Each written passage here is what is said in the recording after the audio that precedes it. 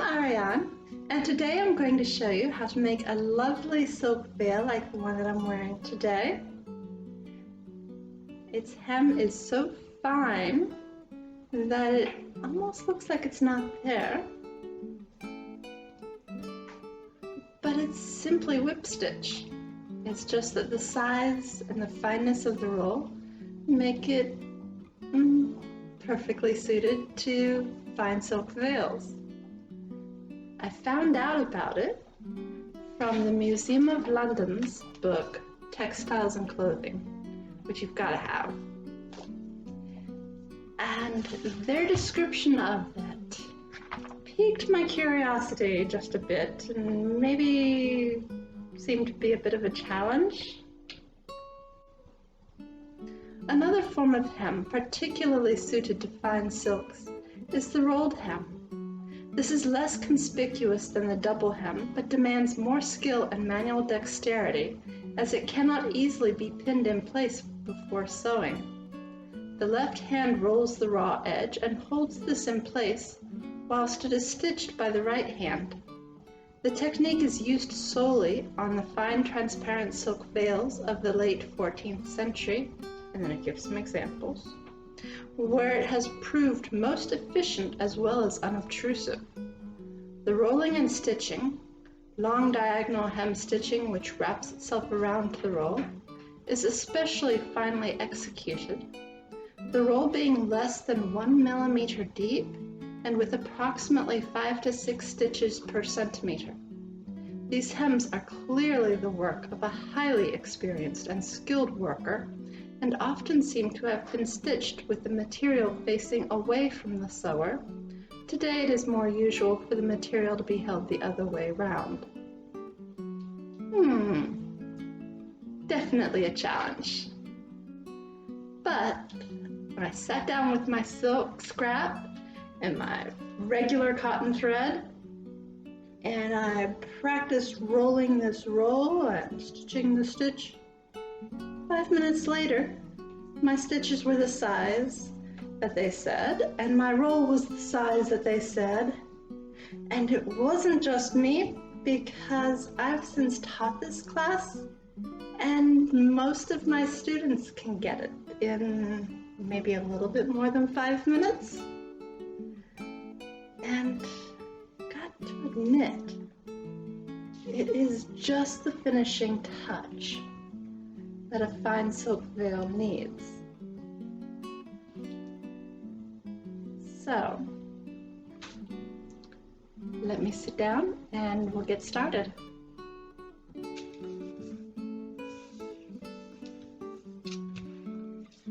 Alright. Since I know you can't see it in the veils themselves, I made an example to show you exactly what the stitch looks like. This is the underside, and this is the right side.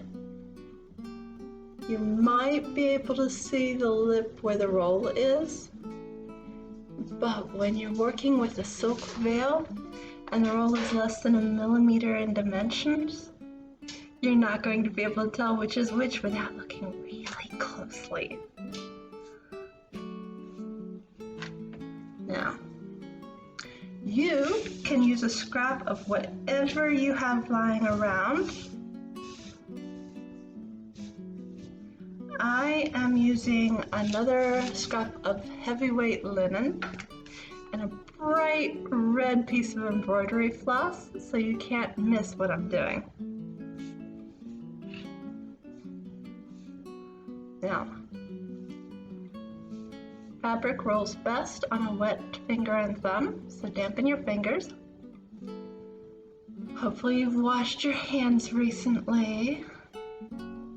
If not, go away and do that. Now, the process for rolling this is really simple. It's a lot like the process for making a knot. You just use your thumb to roll it off your forefinger, and you keep it pinched in your hand because otherwise it will come undone. So there you have the roll. Now, to get started, I always like to hide my knots. Make sure I put one in. No, I haven't yet. All right, we'll show you how to make a knot. Wrap around, roll it off your finger. Use your tall finger to hold it in place while you pull the thread. And now you have a knot.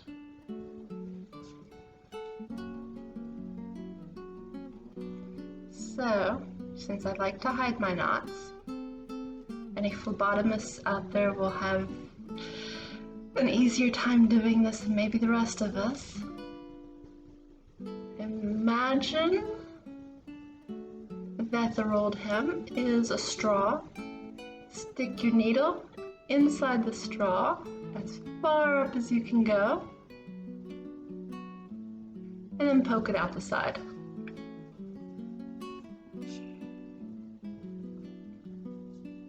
Now you have a knot hidden inside that roll, and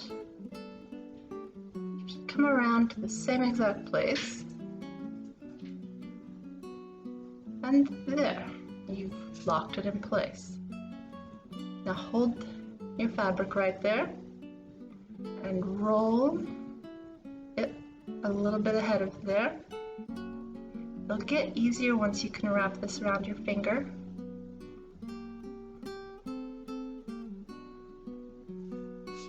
So I pinched it as well as I can, although it's a little short for truly wrapping it. And don't know how well you can see, but we've come forward 2 millimeters. And then we do that again. Slide the needle down your finger until you can slide it under the edge of the fabric. Go forward 2 millimeters, come out, and pull your thread. When I taught this class one time, one of the students was left-handed, and she explained that last sentence, which I hadn't really gotten. That they often seem to have been stitched with the material facing away from the sewer. Well, since she's left-handed, everything she did was backwards compared to us right-handed folk. I'm right-handed, so I'm using my right hand for the sewing and my left hand for holding it. When she does it backwards, and I'm not going to change things around because I don't want to mess myself up, the general effect is a mirror image. The stitches are going the other direction. If you're in a right-handed mindset like I would be, and like the authors of textiles and clothing probably are, it would look like the fabric was being held backwards, even though it wasn't.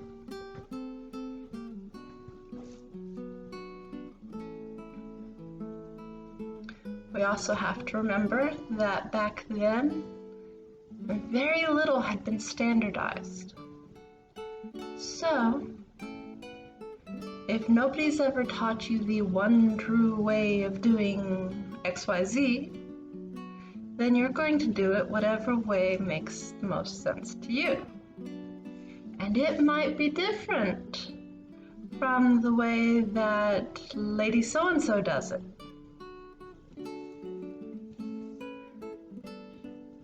Or maybe somebody taught you, but they taught you the way that they figured out, or the way that somebody taught them, which is, again, not necessarily the same way that Lady So-and-so does it. And now that I have this little bit of fabric down here, it's much easier to wrap this around my finger got it pinched between my thumb and my tall finger, and I just stitch as fast as I feel like. It's very simple.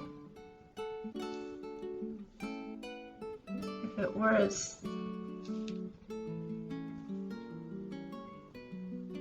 If the authors of Textiles and Clothing had described it as simple a process as I think it is, I probably wouldn't have tried doing it.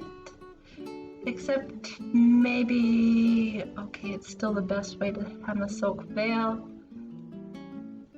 It's just super simple, so not exciting there.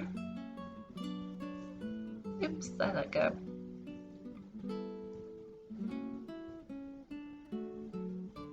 And there we have another stitch. Now, this is very thick linen. I think it's 10 ounce. And it still makes quite a decently small size of roll. And if I were displeased at how my roll happened, let's move on and I'll show you. But if I were displeased with my roll, it's not fine enough, whatever, I would take my index finger. Fingernails are wonderful for this. If you don't have fingernails because you have a job that makes you cut them off super close, like a nursing, then use an orange stick or a spoon. Anything that's hard but not rough. And by the way, if you haven't had your nails done recently, do them before you pick up your silk.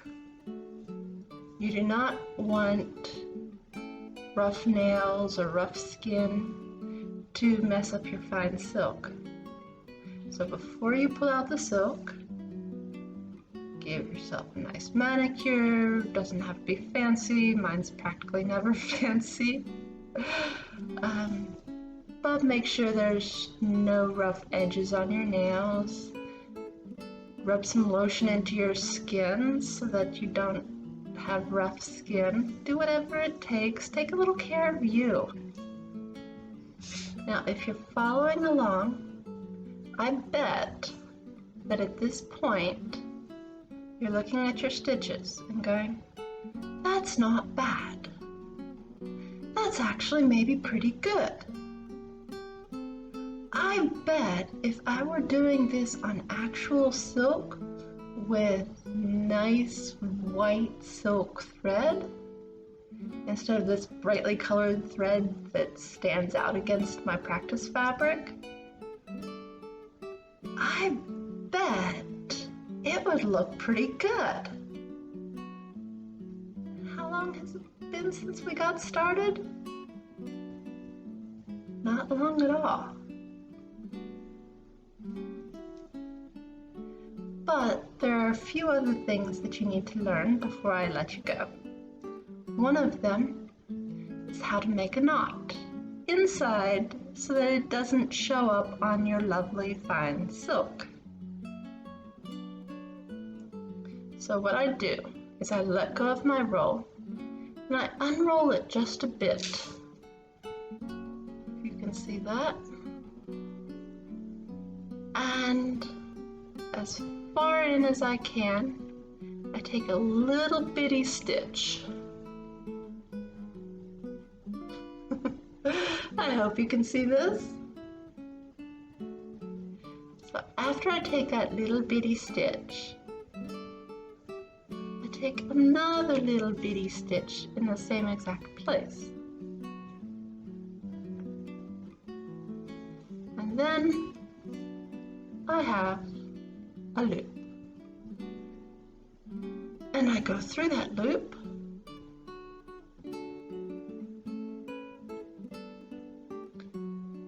And I have another loop. So I go through that, and then I just pull and make it go away. Then, when I cut that thread,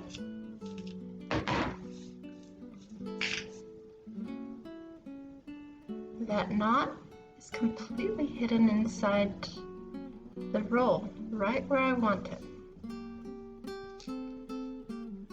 So then, I roll it again, and I make sure I put a knot in my thread.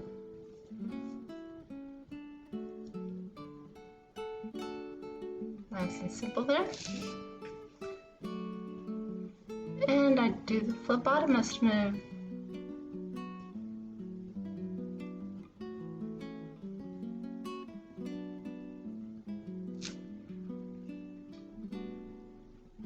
And I like to go up at least 2 or 3 stitches past where I ended, just so there aren't any loose spots.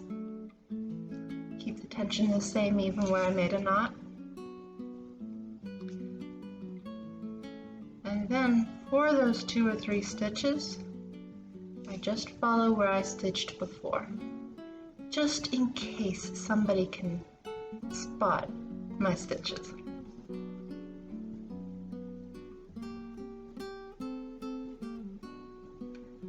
And then I roll it again, wrap it around my finger, mush the roll up into place, and keep going.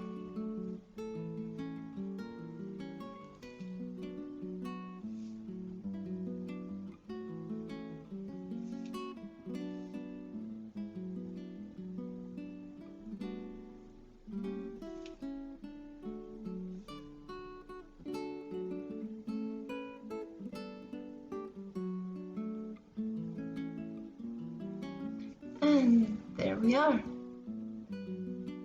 Now I'm going to stop now and show you some of the things that you'll need for making your own silk veil instead of just a practice piece. So you're going to need some silk. I get mine from Dharma Trading. Any place else that has a good price and sells good silk, go for it. And this is 3 Mom silk gauze. Mom is a unit of mass, and 3 Mom is about the finest silk that you'll find anywhere that I've found any silk. So you will decide how long you need your next veil to be. Now, to turn your length of silk gauze into a veil, you're first going to need to cut it. And don't stress out, this is not that $20 a yard silk. This is, I think it was $5 a yard last time I checked. Oops, wrong direction. And it's a very simple process, so not that big of a deal. I'm going to cut mine. Do I want 1 meter long or 1.5?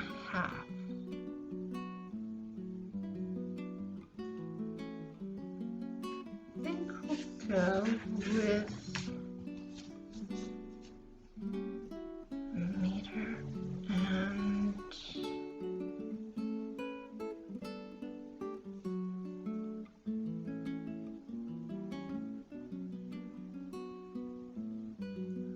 $1.20. So I've got my measuring tape pinched to my silk, and I make a snip right there.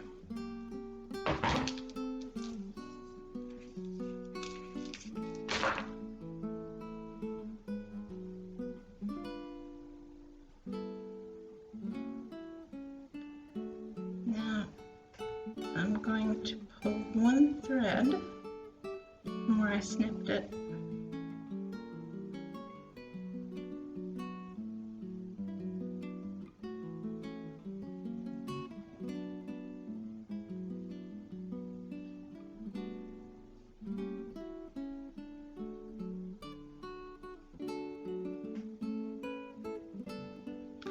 gathers up so prettily.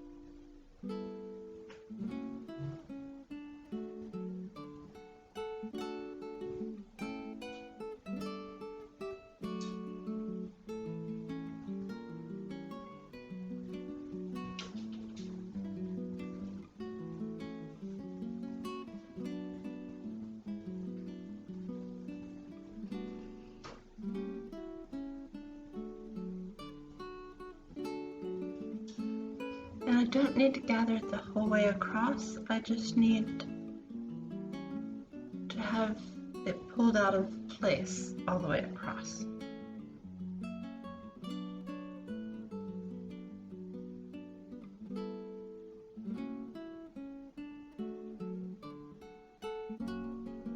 So at this point, I can see where that thread came to the other end.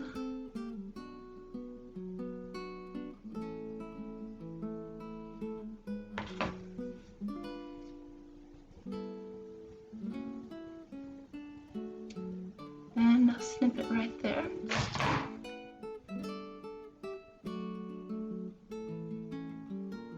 Now that end should pull free.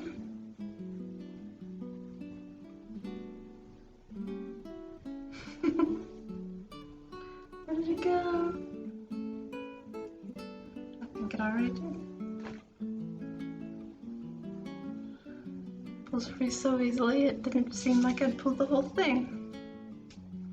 And then you want to put something dark under it so you can see where that thread was.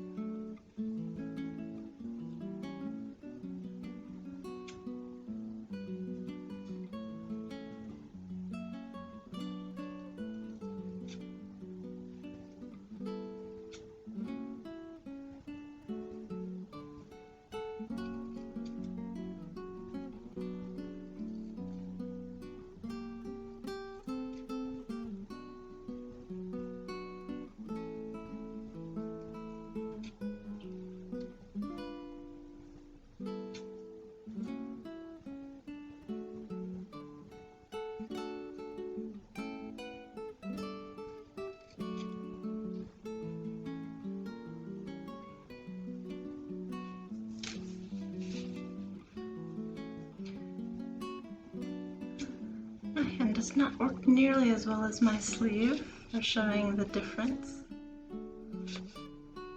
If you don't want to do this over your sleeve, I recommend just any generic black or dark cloth.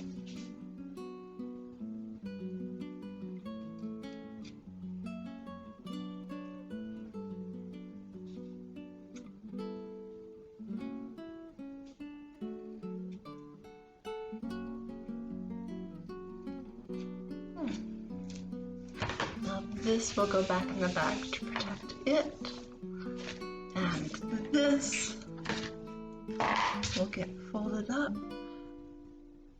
because our next step is to pile our corners on top of each other and measure for a curve. You don't have to do this part unless you want a round or oval veil. If you want a rectangular one or a square one, skip this step and just round the corner as little as possible when you're rolling it.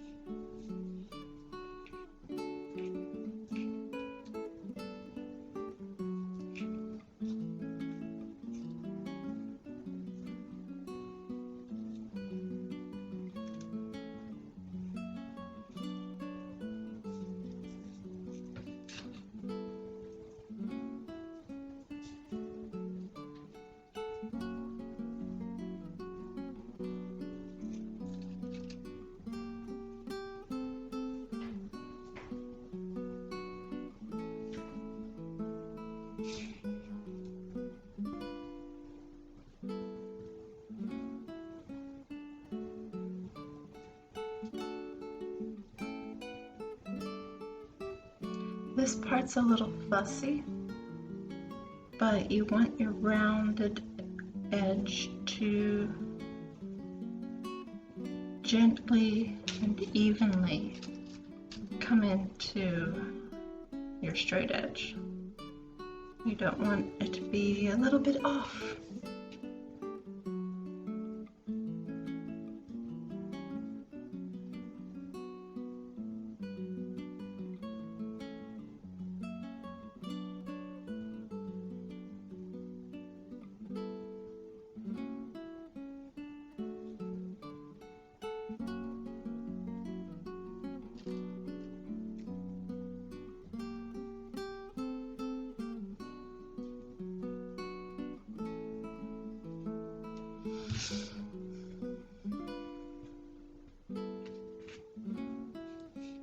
And you want to do that on this edge too.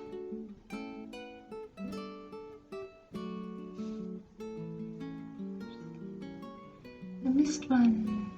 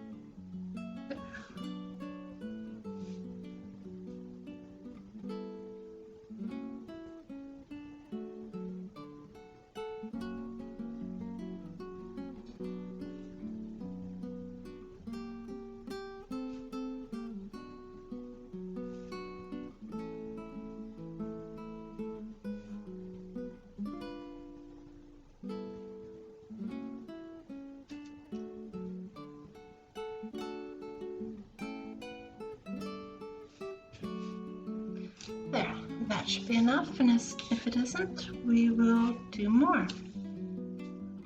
Now, I find that this graph here is a lovely tool for figuring out my curve.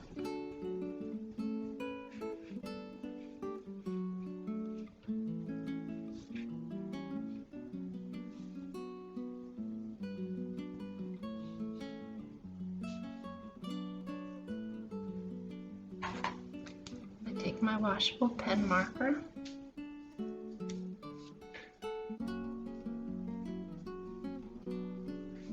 and if I go in 3 or 4 squares, then I just follow that, go 1 up, 1 over on either side of that, and then 2 up, 1 over, your rise and your run, and then this is about 3.5.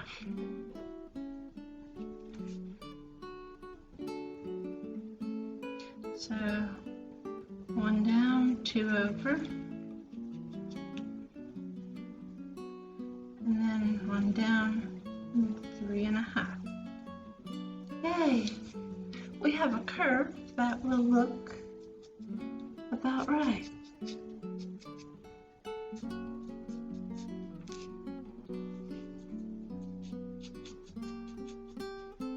Give myself a little something to follow.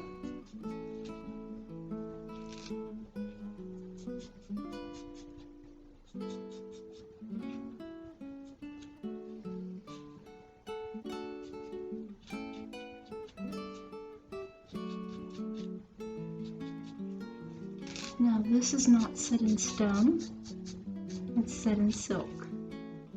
If your veil is a little bit wider, a little bit bigger, you might want to take your curve in a little bit and make it bigger. If your veil is a little narrower, or if you're trying to do a rectangular veil but you don't want the fuss of rolling the very, very ends of your rectangle, cut off just a little bit and round it that way.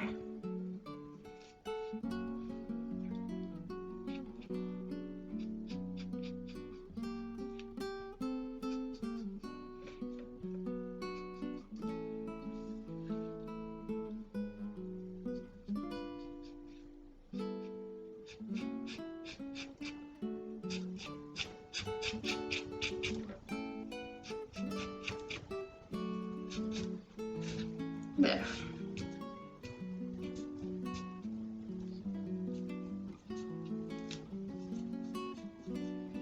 Now,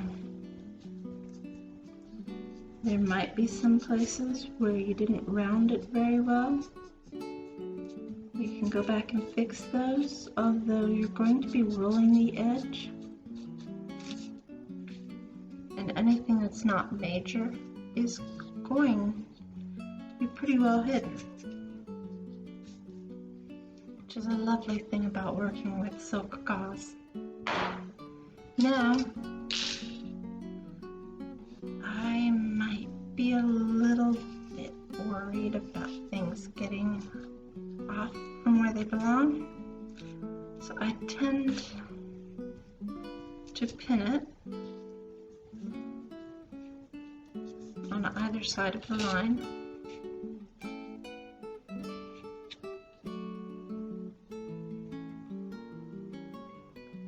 And if any part of my edge doesn't seem to be lining up properly, I go back and tweak that because I can.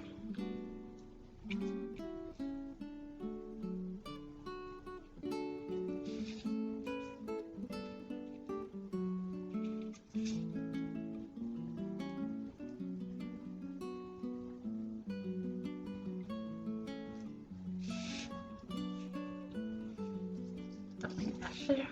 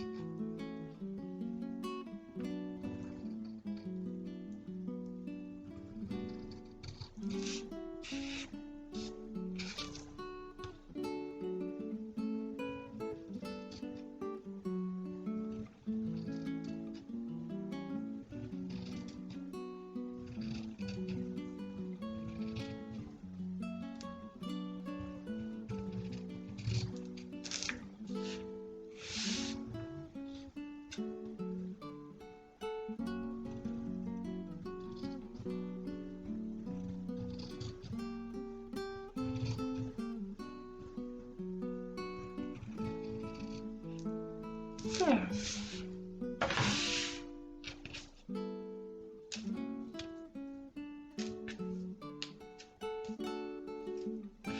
Now I have 4 more samples for my students to use in class.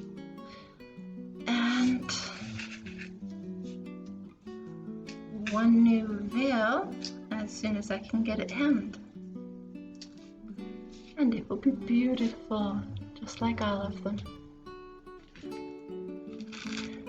When I sell my silk veil kits to my students, it comes with a 1 yard length of silk because your most common veil styles are about 1 yard in length.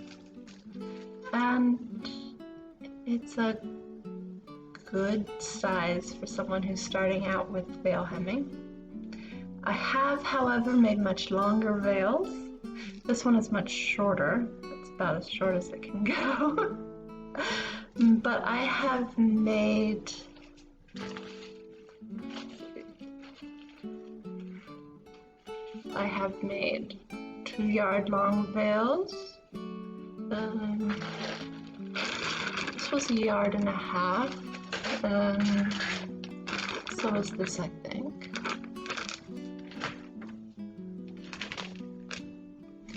One yard long. And a Roman one that I'm not sure exactly how long it is.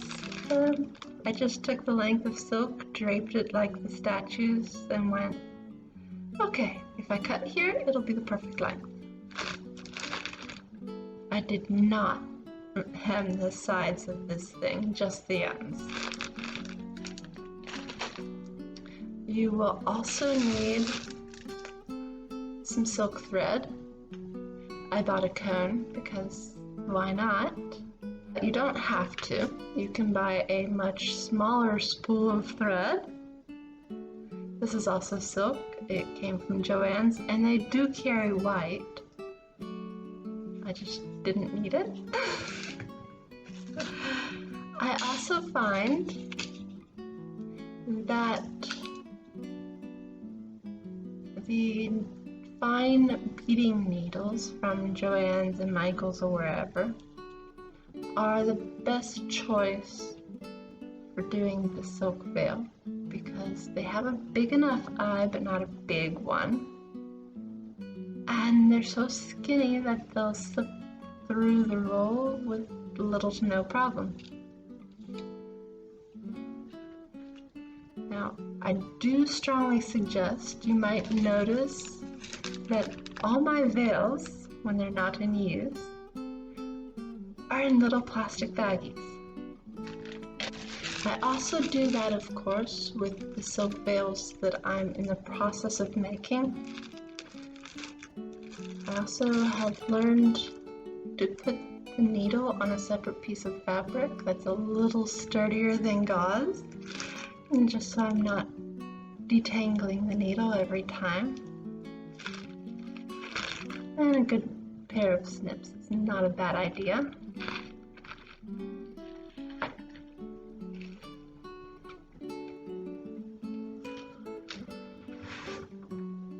So, I hope that this has taught you a new skill or a new use of a current skill.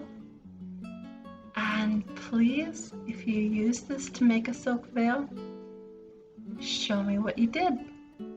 Let me see how lovely your silk veil looks. I'll see you next time.